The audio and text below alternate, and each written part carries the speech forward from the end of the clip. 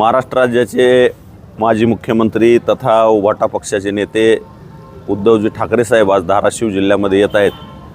तर मला अनेक प्रश्न जनतेच्या मनात आहेत, त्यापैकी मी एक उद्धव साहेबांना एक महत्त्वाचे या जिल्ह्याशी संबंधित 5 प्रश्न माझ्या मनात आहेत की आदरणीय उद्धवजी, आपण 2.5 वर्ष या महाराष्ट्राचे मुख्यमंत्री होतात। नेहमी हिंदू हृदय सम्राट बाळासाहेब ठाकरे यांनी आई तुळजाभवानीला चा आशीर्वाद घेऊन संपूर्ण महाराष्ट्रामध्ये शिवसेना वाढवली।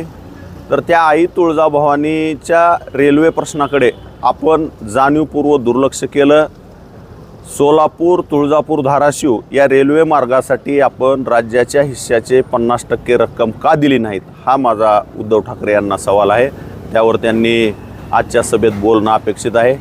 त्याचबरोबर अत्यंत महत्त्वाचा आणि या धाराशिव जिल्ह्यासाठी दुष्काळी भागासाठी महत्त्वाचा असणारा कृष्णा खोरेच्या प्रकल्पातून जे पाणी आपल्या धाराशिव जिल्ह्याला मिळणं अपेक्षित होतं, तर 2.5 वर्षामध्ये उद्धवजी ठाकरे यांच्या सरकारच्या काळामध्ये हा प्रकल्प का रखडवला गेला, याचं सुद्धा उत्तर त्यांच्याकडून मिळणं अपेक्षित आहे।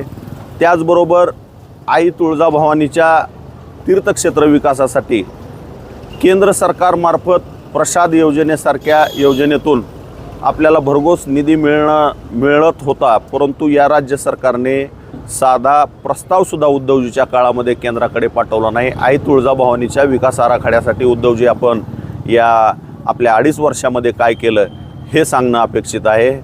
त्याचबरोबर आपल्या ज्यावेळेस 2020-21ला या धाराशिव जिल्ह्यामध्ये पीक विमा नाकारला होता विमा कंपनीनं, त्यावेळेस आपण मुख्यमंत्री म्हणून त्या मुजोर विमा कंपनीच्या विरोधामध्ये आपण त्या कंपनीला सोबत घेऊन त्या कंपनीबरोबर बैठक घेऊन त्या कंपनीला विमा देण्यास भाग पाडणं गरजेचं होतं। पण आपण या शेतकऱ्यासाठी एक साधी बैठकसुद्धा उद्धव साहेब घेऊ शकला नाहीत।